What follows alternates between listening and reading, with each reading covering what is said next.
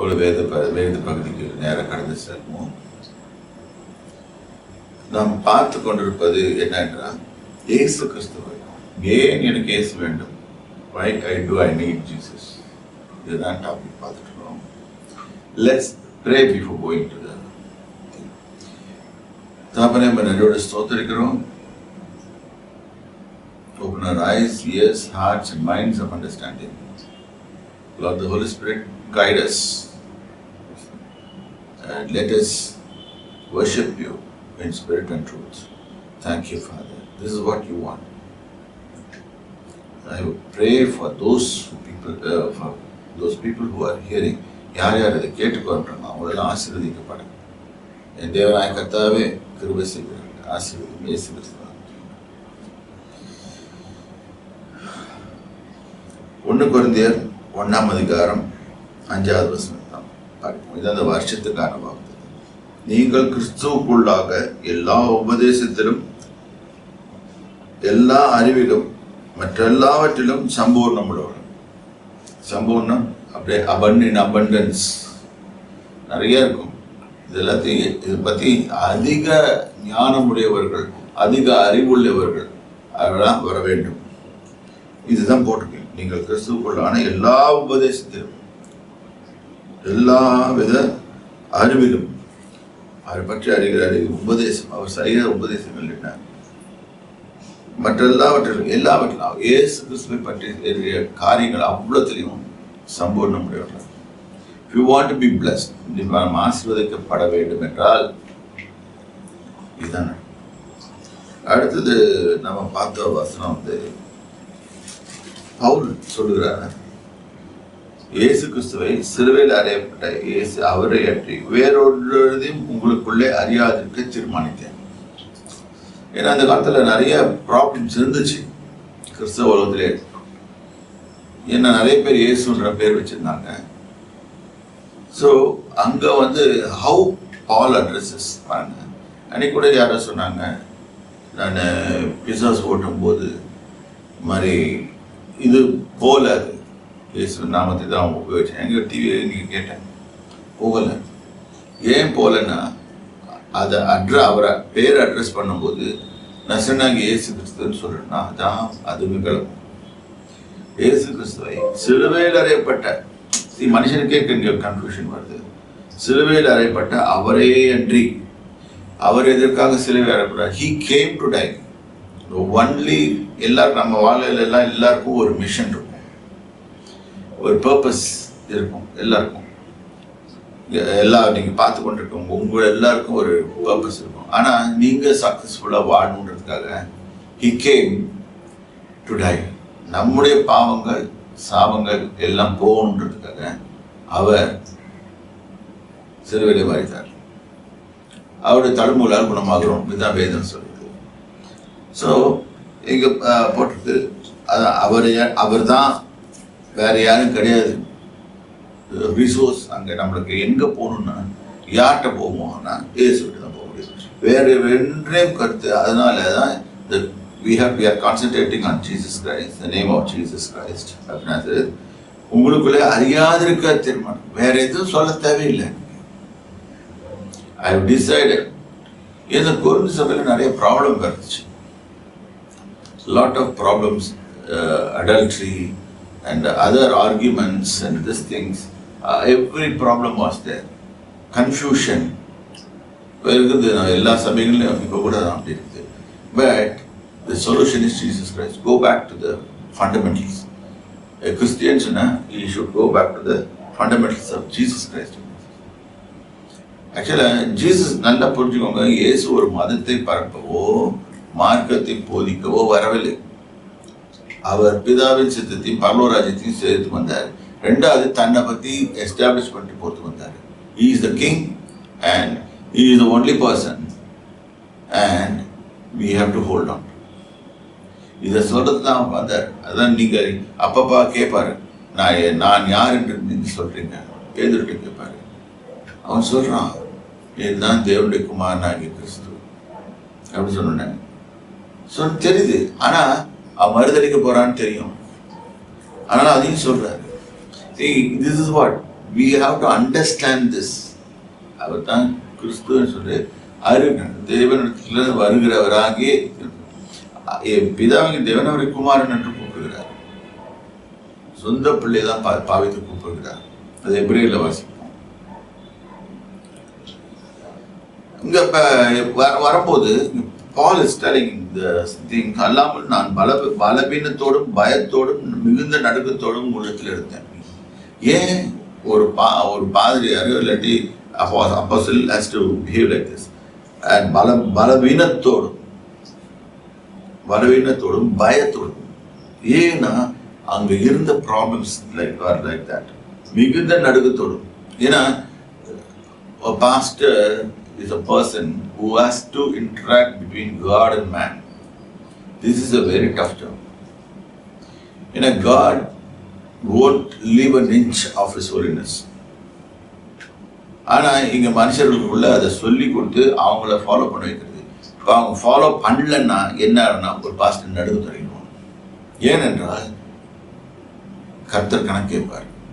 ஏன் இதை சொல்லலைன்னு ஒரு சின்ன காரியம்தான். அது அவர் சொல்லி நம்ம செய்யாமல் இருந்தோம்னா இட்ஸ் அ ப்ராப்ளம். அதே இந்த ஜனங்க என்ன நினச்சிக்குவாங்க, நாங்கள் சொல்லிட்டோம் கத்துட்ட அப்படின்னு சொல்லுவாங்க. See, these are the problems, day-to-day problems. Paul faced that. நடுக்கத்தோடு உங்களிடத்திலிருந்து உங்கள் விசுவாசம், ஏன்னா நல்லா புரிஞ்சுக்கோங்க, விசுவாசத்தினால்தான் நிலை நிற்கிறோம். நம்ம எல்லாத்துக்குமே விசுவாசம் காரணம்.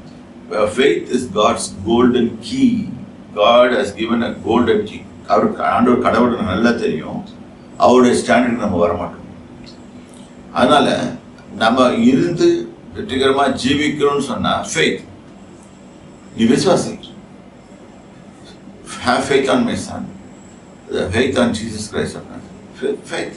அதான் போட்டிருக்கு. விசுவாசம் மனுஷருடைய ஞானத்தினால் அல்ல, தேவனுடைய பலத்தினால் நிற்கும்படி.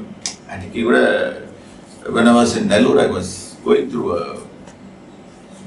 இது பார்த்துட்டேன் ஓஷன் பற்றி.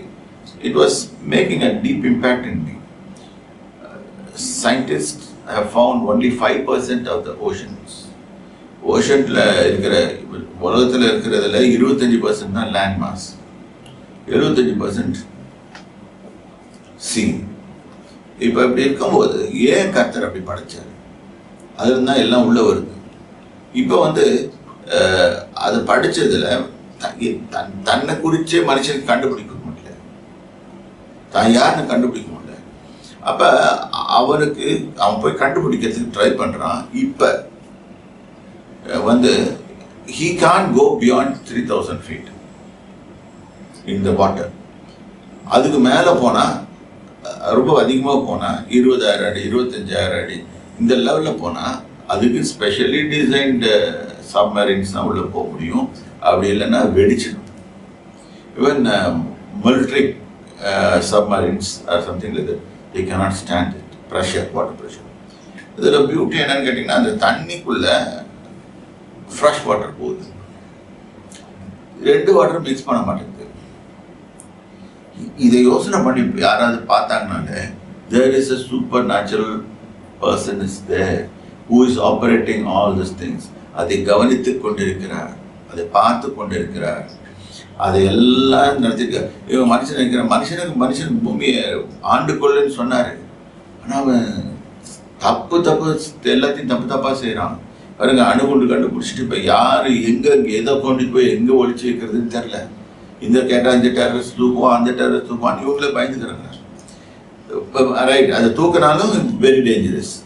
இந்த மாதிரி நிலைமை மனுஷனால செம்மையாய் சொல்லுகிற காரியங்கள் உண்டு. அதன் முடிவும் மரண வழிகளும் போட்டிருக்கோம். அதான் இன்னைக்கு நமக்கு செய்ய வேண்டியது என்ன? கிறிஸ்து இயேசுவின் விசுவாசம் மனுஷனுடைய ஞானத்தினால இல்லை. What we acquire from our reading of books, reading of கேள்வி கேட்கறதுனால இன்டலெக்சுவலாக கேட்குறேன். நம்ம நினச்சிக்கிறோம் அது இன்டலெக்சுவல். அது ஆண்டவருக்கு முன்னால் இன்டலெக்சுவல் இல்லை. எந்த ஒரு கேள்வியும் ஆண்டவருக்கு முன்னால் இன்டலெக்சுவல். ஆக்சுவலாக அவர்கிட்ட பேசும்போது ஜாகிரதை தான் பேசணும். ஸோ தேவனுடைய பலத்தினாலே நிற்கும்படிக்கு. ஏன் இயேசு கிறிஸ்துனா அவருடைய பலத்தில் தான் நம்ம நிற்க முடியும். We can stand on the promises of God. அப்படின்னு போட்டிருக்கோம். we can stand what Jesus has told. Jesus என்ன சொல்லி கொடுத்தாரோ அதன்படி நடக்கலாம். அப்ப there is no problem. அப்ப நீங்க சமுத்திரத்துக்குள்ளேயே போக முடியாம இருக்கிறோம். நம்ம என்னத்தை அச்சீவ் பண்ணோம்னு சொன்னோம். அந்த இத்தனை 6000 வருஷத்துல மனுஷன் போல என்ன அச்சீவ் பண்ணுச்சுன்னா ஒண்ணும் பண்ணல. But the promises and everything what God has given, and He said, "Be fruitful, multiply, fill the earth, subdue it, and dominate it." இதை சொன்னார். இதை சொல்லி அது புரிஞ்சிக்கிறதுக்கு நம்மளால முடியல. இதை புரிஞ்சுக்கிட்டா நம்மளால எல்லாத்தையும் சாதிக்க முடியும். நம்மளால இந்த உலகத்துல இந்த உடம்புல உயிர் இருக்கிற வரைக்கும் சக்சஸ்ஃபுல்லா we can live. இது வந்து God's blessings and it's an order. இப்படிதான் போகணும்னு வச்சுட்டாரு. Nobody can get once God says, nobody can say. Earthly laws are there. அதை நீங்க மாத்திக்கலாம், தங்களுக்கு ஏற்றதோ மனுஷன் மாத்திக்கலாம். ஆனா God's constitution cannot be changed. அவர் சொன்னதுதான். அவர் சொன்ன வாக்குத்தத்தங்கள் தான். எதுவும் மாற போறதில்லை. It's eternal. Then we have to live it. இப்போ இது வரைக்கும் இங்கே இருக்கிறோம், இது படிக்கிறோம். மேலும் என் பேச்சும் என் பிரசங்கமும் மனுஷ ஞானத்திற்கு நிறைய சயின்டிபிக் நாலேஜ் எல்லாம் பேசுவாங்க. மனுஷனுடைய ஞானத்துக்குரிய நயவசனமாய் இல்லாமல் ஆவினாலும் பலத்தினாலும் உறுதிப்பட்டது. It's something different. We can't even go to 3000 feet above below the sea level. கீழே போக முடியாது. அந்த லெவலில் நம்ம உட்காந்துருக்கோம். ஆனா கர்த்தர் அங்கெல்லாம் உலவிட்டு வராருன்னு போட்டு எல்லாத்தையும் பார்த்து அவர் மேனேஜ் பண்றாரு. ஆவியாரோட வேலை தான். ரெண்டாவது அவர் போலன்னா கூட ஏஞ்சல்ஸ் போயிட்டு வந்துடுவாங்க. இன்ஃபேக்ட் இந்த நம்ம மோசமான நிலைமைக்குன்னா நம்ம அந்த உடம்பு சரீரம் வந்து நம்ம அந்த மாதிரி ஸ்பிரிச்சுவல் பீயிங்க்கு போக விடாம தடுக்குது. சரி, அப்படி இருந்தும் தேர்ந்தவர்களுக்குள்ளே ஞானத்தை பேசுகிறோம். அதாவது நல்லா கற்றுக்கிட்டவங்க கிட்ட விஸ்டமோட பேசுறோம். இப்பிரபஞ்சத்தின் ஞானத்தை அல்ல, அழிந்து போகிறவர்களுடைய இப்பிரபஞ்சத்தின் பிரபுக்களின் ஞானமும் இல்லை. Last of things. இப்போ பெரிய பெரிய யூனிவர்சிட்டியில் படிச்சுட்டு வருவான், நான் பிஹெச்டி, ட்ரிபிள் பிஹெச்டி, 4 PhD எல்லாம் சொல்லுவாங்க. அந்த ஞானம் எல்லாம் அவர் கேட்கறது இல்லை. அவர் கேட்கறது ஒண்ணு, என்னை பத்தி என்ன தெரிஞ்சுக்கிட்டேன். தேவனாகிய கர்த்தர்ட்ட நம்ம போய் நிற்கும் போது கூட, கடைசியில நிற்கும் போது என்ன பண்ணிட்டு வந்த, என்னை பத்தி என்ன தெரிஞ்சுக்கிட்டேன், இதுதான் கேட்பாரு. ஆனா நான் சொல்றேன், தெரியுது ரொம்ப கஷ்டம். ஏன்னா ரொம்ப டீப்பா உள்ள ஸ்டடி பண்ணணும். சரி, ஞானத்தியமல்ல, உலக தோற்றத்துக்கு முன்னே தேவன் தம்முடைய மகிமைக்காக ஏற்படுத்தினதும் மறைக்கப்பட்டதுமாயிருந்த ரகசியமான தேவ ஞானத்தை பாருங்க. இயேசு கிறிஸ்து வந்து பூமியில வந்து சிலுவையில் அறியப்பட்டு அவர் மரித்து உயிரோடு எழுந்து போக வேண்டும். இது தேவ ஞானம். இதை யாரும் ஓவர்ரூல் பண்ண முடியாது. ஏன்னா கடவுள் மாதிரி பர்ஃபெக்டா இருக்கிற ஒரு ஆள் வரணும் பூமியில் இருக்க எல்லாருடைய பாவத்தை எடுக்கிறதுக்கு. இது அவரால் தான் தீர்மானிக்கப்படுது. அதனால தான் இயேசு உள்ள வந்தார். இது யாருக்கும் புரியாது, பிசாசுக்கும் புரியாது. பிசாசு வேற மாதிரி நினைச்சிட்டு இருந்தான். கம்ப்ளீட்டா அவனை ஆண்டவர் மாத்தி போட்டாரு, ஏமாத்திட்டாரு. அவன் ஈவன் இயேசுவை கொலை பண்றதுக்கு ஏறுவது மூலமா ட்ரை பண்ணான், முடியல. When God is on your side, nobody can shake you. நல்ல உணர்ந்துக்கோங்க. தேவன் உங்கள் பட்சத்தில் இருந்தார், ஆனால் ஒருவனும் ஒன்றும் உங்களை செய்ய முடியாது. ரெண்டாவது, இயேசு பரமேறி சென்ற பின்னால பேதுரு என்ன பண்றாரு பாத்தீங்கன்னா, அது வரைக்கும் பயந்து கொண்டிருந்த பேதுரு, இன்னைக்கு நம்ம நிறைய பேர் இருக்க அந்த மாதிரி பயந்து கொண்டிருந்த பேதுரு மேல ஆவியானோட இறங்கணும்னு he is getting transformed. He talks back. Let's see Acts chapter 2. இங்க பேதுரு சில வார்த்தைகளை பேசுகிறார். அப்ப சொல்லுங்க, இப்பொழுது பேதுரு 12 கூட 2ஆம் அதிகாரம் 14வது வசனம். பேதுரு 12 கூட அவரை நோக்கி, உரத்த சத்தமாய் யூதர்களை எருசலேமில் வாசம் பண்ணுகிற ஜனங்களை நீங்கள் எல்லாரும் அறிந்து கொள்வீர்களாக. என் வார்த்தைகளுக்கு செவி கொடுங்கள். நீங்கள் நினைக்கிறபடி இவர்கள் வெறி கொண்டவர்கள் அல்ல. பொழுது விடுந்து 3ஆம் மணி வேளையா இருக்கிறது. தீர்க்கதரிசியாகிய யோவேலினாலும் உரைக்கப்பட்ட இது நடந்தேறுகிறது. கடைசி நாளிலே நான் மாம்சமான யாவர் மேலும் என் ஆவியை ஊற்றுவேன். அப்பொழுது உங்கள் குமாரரும் உங்கள் குமார்த்திகளும் தீர்க்கதரிசனம் சொல்வார்கள். உங்கள் வாலிபர்கள் தரிசனங்களை அடைவார்கள். உங்கள் மூப்பர்கள் சொப்பனங்களை காண்பார்கள். என்னுடைய ஊழியக்காரர்கள் மேலும் என்னுடைய ஊழியக்காரர்கள் மேலும் அந்நாளில் ஆவியை ஊற்றுவேன்.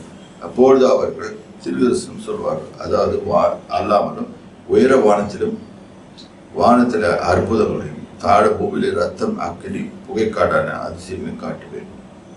கர்த்தருடைய பெரிதும், that is the coming of Jesus, second coming of Jesus Christ. கர்த்தருடைய பெரிதும் பிரகாசமான நாள் வந்து சூரியன் இருளாகவும் சந்திரன் ரத்தமாகவும் மாறும். கர்த்தருடைய நாமத்தை கொண்டு தொழுது கொண்டு எவனோ ரட்சிக்கப்படுவான். ஒரே வழி சால்வேஷனை பத்தி சொல்றான். கர்த்தருடைய நாமத்தை கொண்டு தொழுது கொள்கிறவன் ரட்சிக்கப்படுவான். அவன் கிளீனா சொல்லிடுறான். இது அவனுக்கு முதல்ல சொல்ல முடியல, பயம் இருந்துச்சு. ஆவியானவர் வந்த பிறகு இது செய்யறான். அங்க இருந்துட்டு அவர் சொல்றான், உண்மை சொல்றான், இஸ்ரவேலே நான் சொல்வதை வார்த்தைகளை கேளுங்கள். நீங்கள் அறிந்திருக்கிறபடி நசனாகி இயேசுவை கொண்டு தேவன் உங்களுக்குள்ளே பலத்த செய்கைகளையும் அற்புதங்களையும் அடையாளங்களை நடப்பித்து அவைகளினாலே அவரை உங்களுக்கு வெளிப்படுத்தினார். அப்படி இருந்தும் தேவன் நிர்ணயித்திருந்த ஆலோசனையின்படியும் அவருடைய முன்னறிவிப்பின்படி ஒப்பு கொடுக்க அந்த இயேசுவை பிடித்து அக்கிரமக்காரருடைய கையினாலே சிலுவை ஆணி அடித்து கொலை செய்தீர்கள். தேவன் அவருடைய மரண உபாதிலிருந்து கட்டை அவிழ்த்து அவரை எழுப்பினார். அவர் மரணத்தினால் கட்டப்படக்கூடாது இருந்தது. அவரை குறித்து தாவீது, கர்த்தரை நான் எப்போது எனக்கு முன்பாக நிறுத்தி நோக்கி கொண்டிருக்கிறேன். நான் அசைக்கப்படாதபடிக்கு அவர் என் வலது பாசத்திலே இருக்கார். அதனாலே என் இருதயம் மகிழ்ந்தது, நாவு களி கொண்டது, என் மாம்சம் நம்பிக்கையோடு. உமது ஆத்மாவை பாதாளத்தில் என் ஆத்மாவை பாதாளத்தில் விடு, உங்களுடைய பரிசுத்தர் அழிவை காண ஒட்டீர். இந்த மாதிரி அங்கே சங்கீதத்தில் எழுதியிருக்கிறது எல்லாத்தையும் சொல்றாரு. சொல்லிட்டு இது கேட்டோட அந்த யூத மக்களுக்கு அந்த சமயத்துல கேட்டிருந்த அத்தனை பேருக்கும் மனசாட்சி கொடுத்து நாங்க என்னதான் செய்யணும் கேட்கிறாங்க. அவங்களுக்கு புரியல. ஏன்னா அந்த அறிவு இல்லை, இயேசு பற்றி அறிவு இல்லை. என்ன வரப்போகுது, அவர் மேசியா வருவாருன்னு எதிர்பார்க்குறாங்க. ஆனா அவர் வந்துட்டாருன்றது அவங்களுக்கு தெரியல. இது மாதிரிதான் அவருடைய 2வது வருகையிலையும் இருக்கும் போது அவர் திடீர்னு வருவாரு.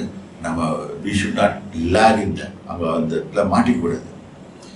அப்ப பேதுரு கேட்கும்போது பேதுருக்கு சொல்றான், அவர் நாமத்தினாலே நீங்க பாவம் பண்ணி பெற்று ஞானஸ்நானத்தை பெறுங்கன்னு சொல்றாரு. அப்பொழுது பரிசுத்தாவின் பாரத்தை பெறுவீர்கள். 38 பேதுரு அவர்களை நோக்கி, நீங்கள் மனம் திரும்பணும். Change your ways. நல்ல கவனிச்சுக்கோங்க, சேஞ்ச் யோர் வேஸ். ஒவ்வொரு பாவம் மன்னிப்புகின்றது இயேசு கிறிஸ்துவின் நாமத்தினாலே ஞானஸ்நானம் பெற்றுக்கொள்ளுங்கள். அப்பொழுது பரிசுத்த ஆவியின் வரத்தை பெறுவீர்கள். இது அவன் பேசல, ஆவியானவரினால் ஏவப்பட்டு அப்படி பேசணும். அவன் பேசுறதுக்கும் ஆவியினாலே ஒரு பாசம் நல்லா தெரியும். எப்படி ஆவியானவர் ஹேண்டில் பண்ணும்போது எப்படி இருக்கும்னு சொல்லிட்டு நம்மளால ஒன்றும் பேச முடியாது, அவர் பேசுறது தான் சொல்ல முடியும். அன்னைக்கு ஒன்றை கிட்டத்தட்ட 3000 பேர் ரட்சிக்கப்பட்டாங்க, சபையில சேர்த்துக்கொண்டாங்க. ரட்சிக்கப்பட்டாங்கன்னு கேட்டாங்கன்னா ஒன்றும் இல்லை, அவங்க பாஸ்ட் லைஃப்ல இருந்து திரும்பி அவங்க உள்ள இயேசுக்கு பிள்ளைகளாக. இன்னொரு இடத்துல இதை பார்த்துட்டு நிறைய பேர் அப்ஜெக்ட் பண்றாங்க, நிறைய பேர் இதெல்லாம் நடக்குது.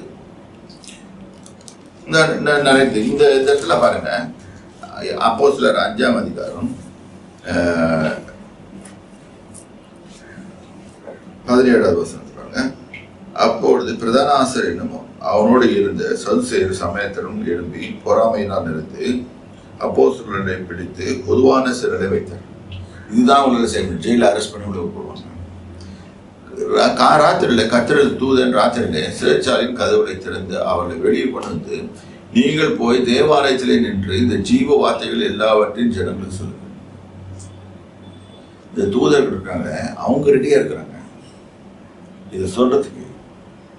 ஆனா அவங்க சொல்ல முடியாது. They don't have legal rights.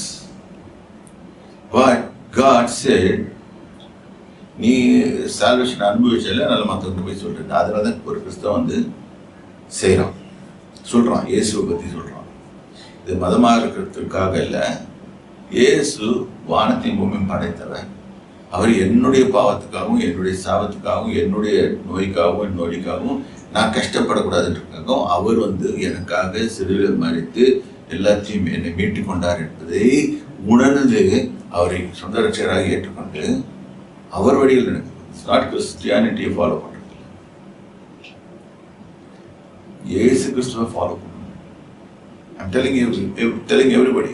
இன்னைக்கு சபை ஏன் கேட்டு போச்சு, இன்னைக்கு எல்லா இடத்துலையும் மத கலவரம் இது மாதிரி வர்றதுன்னா, ஆக்சுவலாக ஏர்லி அப்போஸ்தலர்களுக்கு யாரும் பேர் கிடையாது. கொஞ்ச நாளுக்கு அப்புறம் ஆன்டியோக் சபையில் இருக்கிறவங்கள கூப்பிட்டாங்க, கிறிஸ்தவர் என்று அழைச்சாங்க. ஏன்னா அவங்க நடக்க அது மாதிரி. இன்னைக்கு நம்ம நடக்க எப்படி இருக்கு, இதுதான் பெரிய பிரச்சனை. இயேசு கிறிஸ்துவை போல நம்ம இருக்கணும். The prime thing is கிறிஸ்தவர்கள் என்று கூப்பிடப்பட்டால் இயேசு கிறிஸ்து எப்படி நடந்தவர்கள், இயேசு கிறிஸ்து என்ன அற்புதம் செய்தாரோ அந்த அற்புதங்களை நம்மளால் செய்ய முடியணும். இயேசு கிறிஸ்து எப்படி நடந்தாரோ அது மாதிரி நடக்கணும்.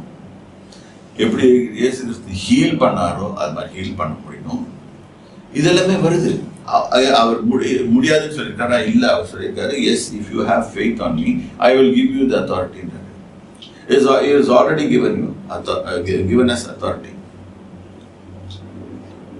I given you authority to tread upon serpents and scorpions என்றாரு. அப்ப சர்ப்பங்களையும் தேள்களையும் மிதிக்கும், சத்துருவின் சகல வல்லமைகளையும் மேற்கொள்ளவும் உங்களுக்கு அதிகாரம் கொடுக்குறாங்க, ஒன்று சேதப்படுத்த மாட்டார். இன்னைக்கு நம்ம பயப்படுறோம். காரணம் நமக்கு தெரியல.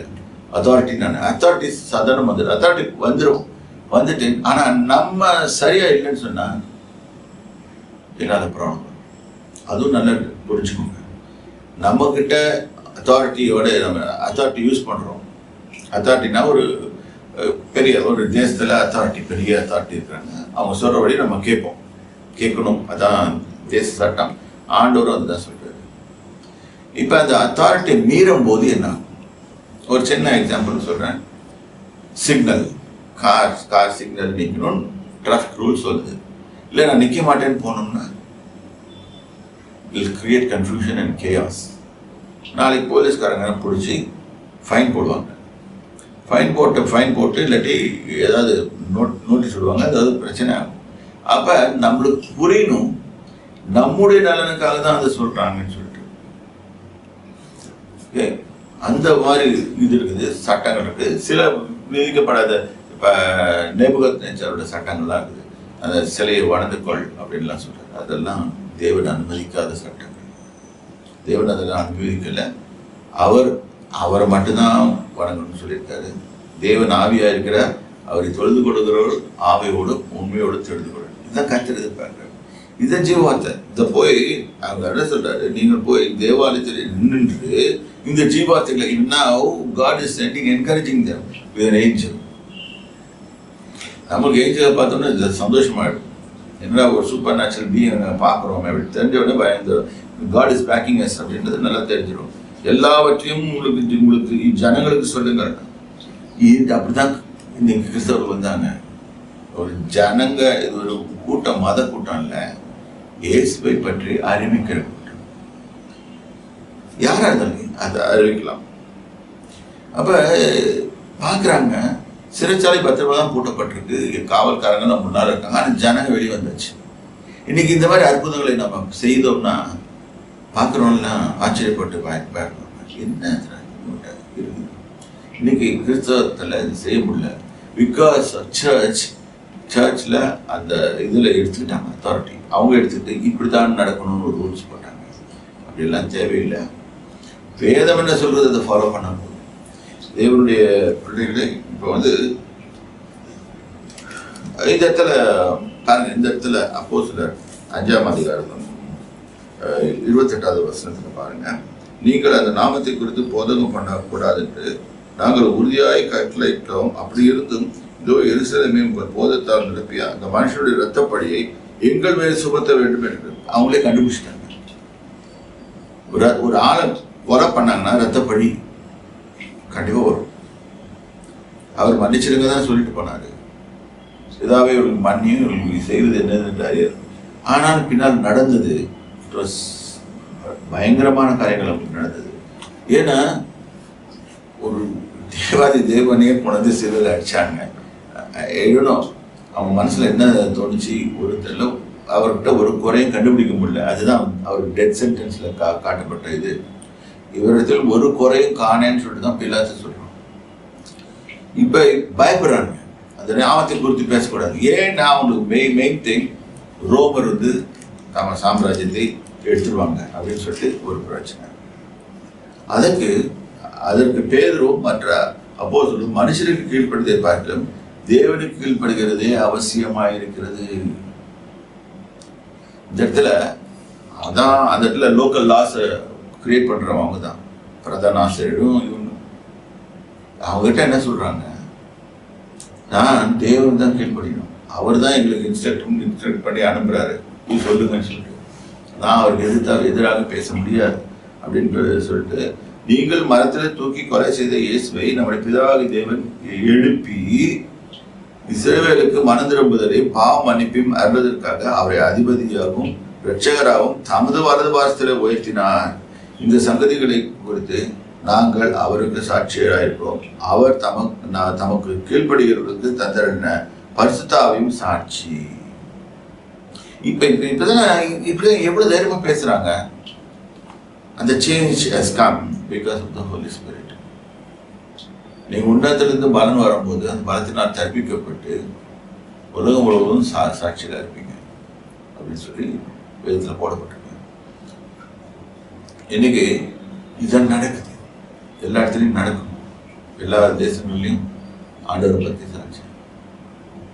ஏனென்றால் எல்லா ஒரு முடிவு உண்டு. அந்த முடிவுக்கு அப்புறம் நியாய தீர்ப்பு. அந்த நியாய தீர்ப்புல நாம் என்ன ஆண்டவர்கிட்ட என்ன பதில் சொல்ல போறோம், இதுதான் முக்கியம். தேவ ஜனமே, இந்த வசனத்தை கேட்டிருப்பீங்க. இயேசு கிறிஸ்து தான் மெயின். அதான் பவுல் அங்கே எழுதுறாரு, இயேசு கிறிஸ்துவை பற்றி வேறு நசராகி சிலுவையில் அறியப்பட்ட நசராகி இயேசு கிறிஸ்துவை மட்டும்தான் அறிவிக்க நான் அனுப்பப்பட்டேன். அவர் என்று வேறொன்றையும் உங்களுக்குள்ள அறியாதிருக்க தீர்மானிச்சிட்டேன். ஏன்னா வேற எதை பேசினா நம்ம அதுல இருந்து ஒரு கதை எடுத்துருவாங்க. Subject is know about Christ. நீங்களும் வீட்டில் சென்று படிங்க. நான் சொல்றேன்றதுக்காக நீங்களும் கேட்டு படிங்க. இதெல்லாம் படிக்க தான் உங்களுக்கு தெரியும். ஏன்னா வேதத்துல போட்டிருக்கிறதெல்லாம் ஜீவனுள்ள வார்த்தைகள், அவைகள் உள்ள சேர்ந்து வேலை செய்யும். தேவநாயக கர்த்தர் உங்களை ஆசீர்வதிப்பாராங்க. தேவநாயக கர்த்தருடைய நாமத்திலே உங்கள் எல்லாரையும் வாழ்த்துகிறேன். கர்த்தருடைய நாமம் உயர்த்தப்படுவதாக.